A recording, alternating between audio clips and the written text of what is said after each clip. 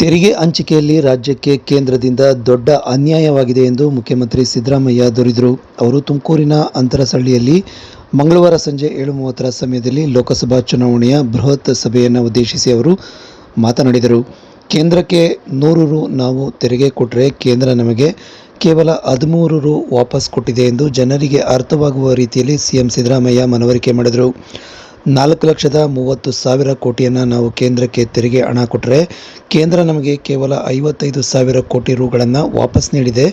ಆದರೆ ಹಣಕಾಸು ಸಚಿವೆ ನಿರ್ಮಲಾ ಸೀತಾರಾಮನ್ ಕರ್ನಾಟಕಕ್ಕೆ ಕೊಡುವುದೆಲ್ಲವನ್ನ ಕೊಟ್ಟಾಗಿದೆ ಎಂದು ದೊಡ್ಡ ಸುಳ್ಳು ಹೇಳ್ತಿದ್ದಾರೆ ಎಂದು ಬಿಜೆಪಿ ಸರ್ಕಾರದ ವಿರುದ್ಧ ಸಿದ್ದರಾಮಯ್ಯ ಗಂಭೀರ ಆರೋಪ ಮಾಡಿದರು. ವೇದಿಕೆಯಲ್ಲಿ ಗೃಹ ಸಚಿವ ಡಾ ಜಿ. ಪರಮೇಶ್ವರ್, ಸಹಕಾರ ಸಚಿವ ಕೆಎನ್ ರಾಜಣ್ಣ, ಶಾಸಕ ಶ್ರೀನಿವಾಸ್, ವಿಧಾನ ಪರಿಷತ್ ಸದಸ್ಯ ರಾಜೇಂದ್ರ, ಮಾಜಿ ಶಾಸಕ ಗೌರಿಶಂಕರ್, ಕಾಂಗ್ರೆಸ್ ಮುಖಂಡ ಇಕ್ಬಾಲ್ ಅಹಮದ್, ಜಿಲ್ಲಾ ಕಾಂಗ್ರೆಸ್ ಅಧ್ಯಕ್ಷ ಚಂದ್ರಶೇಖರ್ ಗೌಡ ಸೇರಿದಂತೆ ಹಲವು ಕಾಂಗ್ರೆಸ್ ಮುಖಂಡರು ಹಾಜರಿದ್ದರು. ತೆರಿಗೆ ಹಂಚಿಕೆಯಲ್ಲಿ ದೊಡ್ಡ ಅನ್ಯಾಯ ಆಗಿದೆ. ಕರ್ನಾಟಕದಿಂದ 23-24ರಲ್ಲಿ 4,30,000 ಕೋಟಿ ತೆರಿಗೆಯನ್ನ ಕೇಂದ್ರಕ್ಕೆ ಕೊಡ್ತೀವಿ. 4,30,000 ಕೋಟಿ ನಮಗೆ ವಾಪಸ್ ಬರೋದು ಎಷ್ಟಪ್ಪ ಅಂತಂದ್ರೆ ಕೇವಲ 55,000 ಕೋಟಿ ರೂಪಾಯಿ.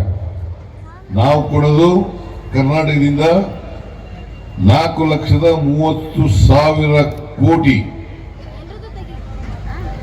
ಅದನ್ನ ನಿಮಗೆ ಅರ್ಥ ಆಗೋ ರೀತಿಯಲ್ಲಿ ಹೇಳ್ಬೇಕು ಅಂತಂದ್ರೆ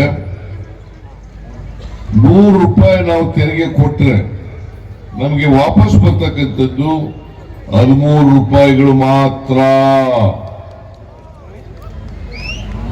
ಇವತ್ತು ನೀವು ಯೋಚನೆ ಮಾಡಬೇಕು, ಹಿಂದೆ ಇದ್ದಂತ MP ನಿಮ್ಮ ಪ್ರತಿನಿಧಿ ಯಾವತ್ತಾರು ಈ ವಿಚಾರವನ್ನ ಪ್ರಸ್ತಾಪ ಮಾಡಿದ್ದಾರಾ?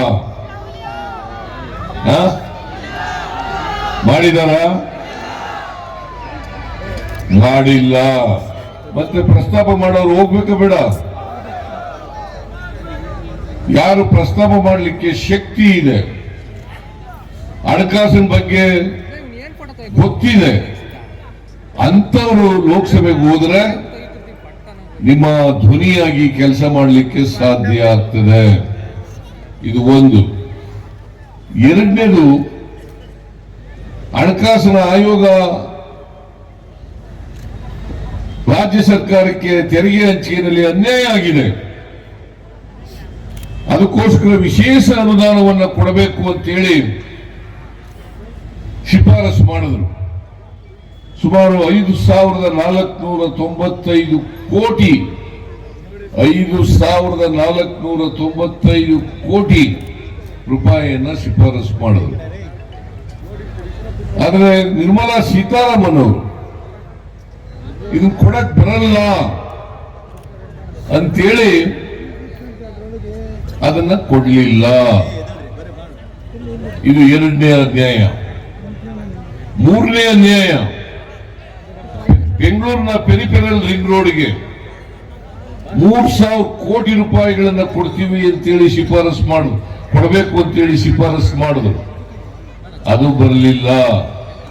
ಬೆಂಗಳೂರಿನಲ್ಲಿರ್ತಕ್ಕಂಥ ಕೆರೆಗಳು ಅವುಗಳ ಅಭಿವೃದ್ಧಿಗೆ 3,000 ಕೋಟಿ ಶಿಫಾರಸು ಮಾಡಿದ್ರು, ಅದನ್ನು ಕೊಡಲಿಲ್ಲ. ಒಟ್ಟು 11,495 ಕೋಟಿ ಕರ್ನಾಟಕಕ್ಕೆ ಅನ್ಯಾಯ ಆಯಿತು. ಇದು ನ್ಯಾಯಯುತವಾಗಿ ಬರಬೇಕಾಗಿದ್ದದ್ದು. 15ನೇ ಹಣಕಾಸಿನ ಆಯೋಗ ಶಿಫಾರಸು ಮಾಡಿದ್ದದ್ದು. ನಿರ್ಮಲಾ ಸೀತಾರಾಮನ್ ಹೇಳ್ತಾರೆ ಕರ್ನಾಟಕಕ್ಕೆ ಏನು ಕೊಡಬೇಕಾಗಿಲ್ಲ. ಎಂಥ ಸುಳ್ಳು ಇದು! 11,495 ಕೋಟಿ 15ನೇ ಹಣಕಾಸಿನ ಆಯೋಗ ಶಿಫಾರಸು ಮಾಡಿದ್ದನ್ನ ಕೊಡಲಿಲ್ಲ. ಇದು ಮೂರನೇದು. ನಾಲ್ಕನೇದು, ಕರ್ನಾಟಕದಲ್ಲಿ ನಿಮ್ಗೆಲ್ಲ ಗೊತ್ತಿರೋ ರೀತಿಯಲ್ಲಿ ಬರಗಾಲ ಇದೆ. 240 ತಾಲೂಕುಗಳಲ್ಲಿ 223 ತಾಲೂಕುಗಳು ಬರಗಾಲ ಪೀಡಿತ ಅಂತೇಳಿ ಘೋಷಣೆ ಮಾಡಿದ್ದೀವಿ.